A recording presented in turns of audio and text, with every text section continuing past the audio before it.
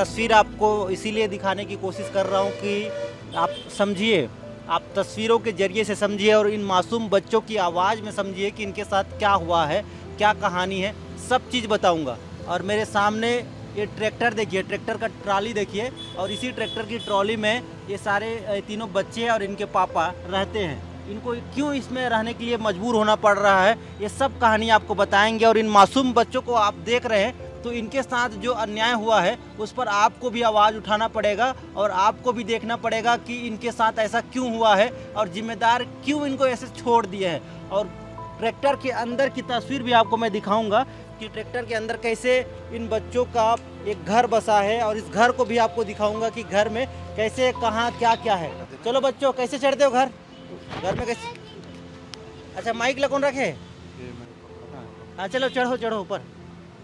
देखिए ये लोहे का घर है इनका, कहूँगा मैं, क्योंकि ये ट्रैक्टर का ट्रॉली है और इसी ट्रॉली में ये बच्चे रहते हैं और कितने दिन से रह रहे हैं सब चीज़ बताएंगे। भैया इधर आइए आप। यहाँ तो टकराने से बहुत दर्द होता होगा, लोहा है पूरा। हाँ, होता है ना। अच्छा, ये अपने घर को समझाइए मुझे, कहाँ क्या क्या रखा है आपने। इधर आ जाइए आप। ये यहाँ पे जो दिख रहा है ये बैठ जाइए, पूरा बैठ जाइए बढ़िया आराम से। खाना पकाने हाँ और हाँ खाने का यही है। हाँ। उसके बाद जहाँ वो बच्चे लोग बैठे हैं वही अपन लोग अच्छा, सोना वो करते बेड है, वो बेड हैं। है। हाँ, वो बेड है। अच्छा, और ये मतलब गैस सिलेंडर है यहीं पे, इस एरिया को किचन बना है। इसी एरिया में किचन है, अपना खाना पकाना सब इसी में, यही हाँ। जगह में होता है। हाँ, और क्या क्या सामान है, कपड़े हैं सारे। हाँ, कपड़े हैं बच्चे लोगों का, पुस्तक कापी वो कैरेट में है उनका बैग अच्छा, में। ये किताब है। हाँ, अच्छा, अपना बैग है, निकाल लो अपना बैग। पापा लोरी सुनाते हैं कि नहीं, गाना कहानी कुछ गाना वाना सुनाते हैं। सुनाते हैं। तो इस नज़ारे को आपको दिखाना बहुत ज़रूरी है। आप देखेंगे नहीं तो आप समझेंगे कैसे। आपको समझाने की ही मैं कोशिश कर रहा हूँ कि एक परिवार को ऐसी क्या मजबूरी आ गई कि इस ट्रैक्टर की ट्रॉली में उनको अपना घर बसाना पड़ा है। और इन मासूम बच्चों को सबसे पहले आप देखिए, इन मासूम बच्चों ने नीचे ज़मीन पर खिलौने का घर बनाया है। मान के चलिए कि वो खेलने के लिए घर बनाए हैं, लेकिन इनका जो मूल घर था, जो जहाँ पे लोग रहते थे, वो घर टूट गया है।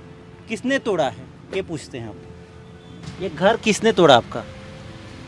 घर को पंचायत द्वारा नोटिस दिया गया था मेरे को 3 बार। हाँ खसरा नंबर था उसमें 320 का। हाँ और नायब तहसीलदार यहाँ से नोटिस निकला है खसरा नंबर 820-21 का। हाँ हाँ तो पंचायत की पूरी कार्रवाई फर्जी पाई जाती है और फर्जी तरीके से भरी बरसात में दिनांक 21/7/2023 को मेरे मकान को बर्बरतापूर्वक जातिगत दुर्भावना के तहत पंचायत एवं ग्रामीणों की उपस्थिति में तोड़वाया गया।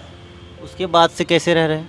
उसके बाद से गांव के एक आदमी ने, मेरे को तो नहीं, बच्चे लोग को ले जाके रखा था कुछ दिन तक। ये जो दिख रहा है ना, इसको बनाने में मेरे 2-3 दिन टाइम लग गया।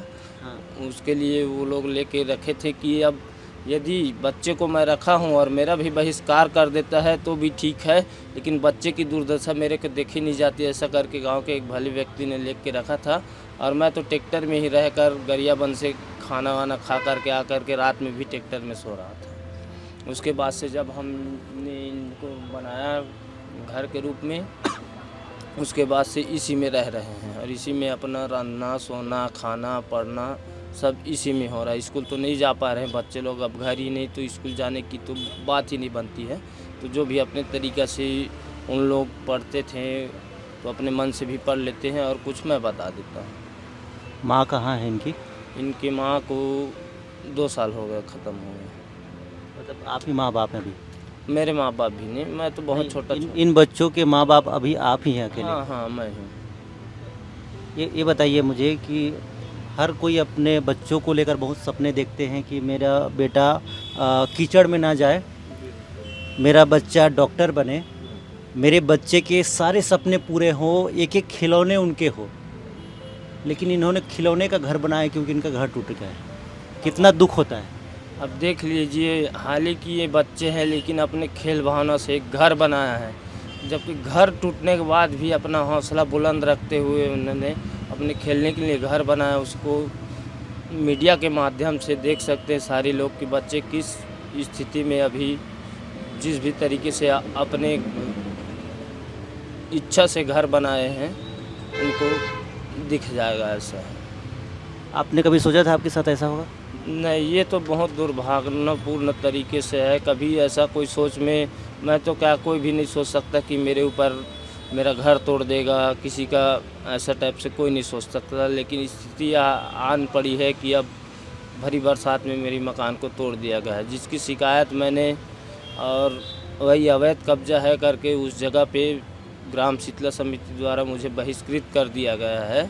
मेरी लगानी भूमि है 6 एकड़ कृषि भूमि, जिसको मैं पिछले 15 वर्षों से गांव के ही 3 व्यक्तियों को रेक पर दे रहा था।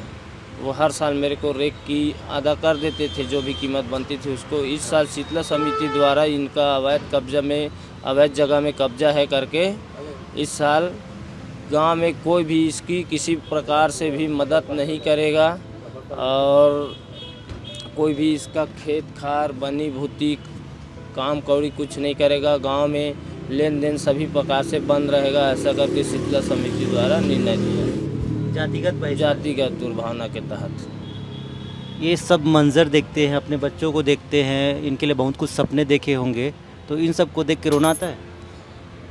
अब स्थिति क्या बताऊँ, एक तो मेरी आय का साधन जो कृषि भूमि था, रेक पे दे रहा था, उसको गांव के समिति द्वारा मना कर दिया है, तो कोई आदमी बोने के लिए राज़ी नहीं हुआ है। अब आय का साधन रुक गया मेरा, और उसके बाद में जो मकान बनाया था उसको भी तोड़ दिया गया है।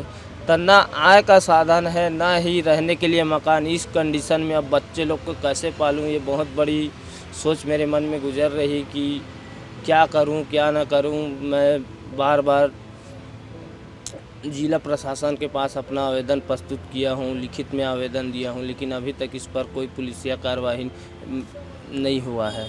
और वहां एडिशनल मैडम के पास जाने पर भी मैंने उनसे मुलाकात की, वो स्पष्ट रूप में बोल दी कि इसमें कोई पुलिसिया कार्रवाई नहीं हुआ, तुम्हारा बस्ती बहिष्कार में करेंगे, नहीं होगा बोल दिया। अच्छा, मैं आपको ना एक और तस्वीर दिखाना चाहता हूँ। ये इनका कढ़ाई है जिसमें खाना बना था, अब ये खाली है। आपने खाना खाया? खा लिया ना? हाँ खा लिया। सच बोलिए, खाना खाया कि नहीं खाना? बच्चे लोग छोड़े हैं, उनको अभी खाऊंगा। हाँ, और इसको देखिए आप, इसको पहले देखिए। ये जो बच्चे खाए थे उसमें से बचा हुआ चावल है, और इसी चावल को खाएंगे भी जी। और उसमें क्या, बर्तन में क्या है? इसमें दाल है, थोड़ा से दाल है। दाल, हाँ दाल है और चावल भी है, और इसी में मिलाकर। अच्छा, थोड़ा सा चावल है। हाँ पेट भर जाएगा? भर जाएगा ना, भर जाएगा। देखने में अभी नाश्ता किया था थोड़ा देर पहले। हाँ। इन सब चीज़ों को कभी आपने सोचा था कि मेरे साथ ऐसा कुछ होगा? ऐसा तो कभी सपने में सोच नहीं आया था कि इस प्रकार से मेरे साथ ऐसा होगा, और मेरे साथ क्या, ऐसा किसी के साथ भी नहीं होना चाहिए ये बात। रायपुर किस उम्मीद से आए हैं? रायपुर मैं इस उम्मीद से आया हूँ कि जो मेरे साथ बीता है, अवैध तरीक़ा से मकान को तोड़ा गया, बस्ती बहिष्कार किया गया, इस पर अभी तक 2 महीना बीत चुका है। मैंने कलेक्टर महोदय के पास, एसपी के पास, मानव अधिकार में मुख्यमंत्री के पास 2 महीने पहले आवेदन प्रस्तुत किया था, लेकिन उसमें कोई कार्यवाही नहीं हुआ। तो फिर से मैंने मुख्यमंत्री के पास आकर मिलने की इच्छा जाहिर की, लेकिन वहाँ उनके निवास स्थान पर जो सामने में बैठते हैं वो लोग ना खाली आवेदन प्रस्तुत कर दो, मिलने तो नहीं बनेगा ऐसा करके बोले। तो उस कंडीशन में हमको यहाँ आकर अपना उम्मीद है कि एक न एक दिन मुख्यमंत्री जी के पास ये बात जाएगी, और इसमें जब तक मुख्यमंत्री जी द्वारा हमें उचित कार्रवाई एवं तुरंत कार्रवाई की आश्वासन नहीं मिलती, तब तक हम लोग यहाँ से नहीं हटेंगे। अब भूपेश बघेल पर कितना भरोसा है कि आपका काम हो जाएगा?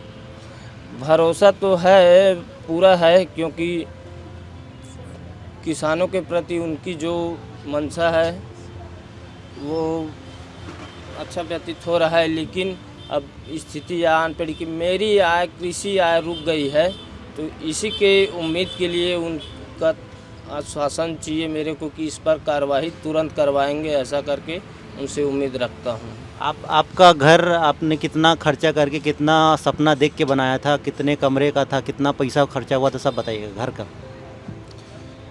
उसमें टीना सेट लगा था पूरा 40,000 के करीब टीना सेट लगा था, और इंगल मिला करके पूरे 70,000 रुपये टीना और इंगल में खर्चा हुआ था। और पुराना मकान में ना जो ईंट बचा था उसको और 2 ट्रिप ईंट किसी दूसरे से लिया हूँ। दूसरे से जिसके पास ईंट लिया हूँ उसको भी शीतला समिति द्वारा बुला करके चमकाया गया कि तुम इसको किस प्रकार से ईंट दिए हो, ऐसा करके। तो वो ईंट को मैंने रूम बनाने के लिए रखा था। पहले तो एक ही में था पूरा सब मकान, रूम खड़ा नहीं था। अब रूम में उसको खंड में बांटेंगे करके ईंट को रखा था, तो पूरा 2 ट्रिप ईंट को भी वहाँ बर्बरतापूर्वक गिरा दिया गया है मकान के साथ साथ। पूरा बना नहीं पाए? नहीं, मकान बन चुका था, लेकिन जो एक ही हाल टाइप में था उसको अपन रूम में बांटने वाले थे। अब उसके पहले ही ये सब कहानी हो चुका है कि मकान को तोड़ दिया गया है। पूरा 2 ट्रिप ईंटा अंदर में था, वो भी बर्बाद हो गया। ये बताइए कौन कौन दोषी है, सरपंच का नाम क्या है, गांव का नाम क्या है, किसको किसको आपने आवेदन दिया था, उनका नाम के साथ बताइए मुझे। सरपंच का नाम है कुलेश्वर साहू जी, और जो शीतला समिति गांव का समिति है सभी लोगों ने चुन करके उन लोगों को बनाया। शीतला समिति के अध्यक्ष नरेश सोम, सचिव शरण मरकाम और बहुत सारे सदस्य हैं, डोगेश्वर निषाद और इतना ही नाम है? नहीं, और नाम है डोगेश्वर निषाद, सुखेन निषाद, चमन पटेल। आपके साथ ऐसा क्यों हुआ? आपको क्या लगता है क्यों आपके साथ ऐसा किया गया, गांव वाले के द्वारा, सरपंच के द्वारा क्यों ऐसा किया गया? मुझे तो एक ही बात लगती है कि जातिगत दुर्भावना के तहत ही मेरे साथ ऐसा कार्रवाई हुआ है, और किसी के साथ नहीं हुआ है। मेरे मकान से लगे हुए जो एक लेडीज़, वही मेरे पड़ोसी है, वो बहुत मेहनत करके अपना सेप्टिक बनाया था, उनको भी अब मेरे ऊपर कार्रवाई एक ऊपर करेंगे तो फंस जाएंगे, ऐसा करके उनका भी सेप्टिक को तोड़ दिया गया है। अब न पंचायत उनको नोटिस दिया है न कुछ दिया है, और मकान को तोड़ दिया है। अब वह लेडीज़ या उसका लड़का सरपंच से पूछता है कि कैसे तोड़ दिया, ऐसा करके, तो उसमें कोई जवाब देने के लिए मंजूर नहीं। वो लेडीज़ थाना भी गई थी, थाना से सरपंच के पास फ़ोन किया गया थानेदार के तहत कि ऐसा ऐसा आया है रिपोर्ट लिखाने के लिए, ऐसा करके। तो वहाँ से तो सरपंच उसको बुला लिया गया कि भेज दो, मैं बनवा के दे दूंगा करके। लेकिन गांव पर जब वो लेडीज़ वापस आई और सरपंच को बोला, तो सरपंच बोलता है कि मैं नहीं तोड़वाया हूँ, गांव वाले तोड़वाए हैं, ऐसा करके। अब गांव वाले उसके जो समाज के सामाजिक मीटिंग होता है उसमें कुछ बोलने के लिए भी तैयार नहीं है। अब बिना नोटिस का उनका तोड़ दिया गया है। तो इसमें मुझे और कुछ कहने की ज़रूरत नहीं है, मैं बस तस्वीर दिखा सकता हूँ कि ये बचा हुआ चावल जिसमें सिर्फ दाल है, कोई सब्जी नहीं है, इसी को ये भैया खाएंगे। और इसी छत में जो इन्होंने खुद बनाया है, ये लोहे की बेड है, लोहे का ट्राली है, इसी जगह में बच्चे भी सोएंगे और यही इनका घर बन गया है, क्योंकि इनका घर तोड़ दिया गया है। तो इसी एक कोशिश ये करने आए हैं रायपुर कि अगर मुख्यमंत्री से मिल लेंगे या मुख्यमंत्री इनकी गुहार सुन लेंगे तो कहीं ना कहीं घर मिल सकता है, ऐसा उम्मीद है। तो देखिए इसी उम्मीद के कारण यहाँ पर बैठे हुए हैं। रायपुर से बीपी न्यूज़ के लिए रवि मेरी।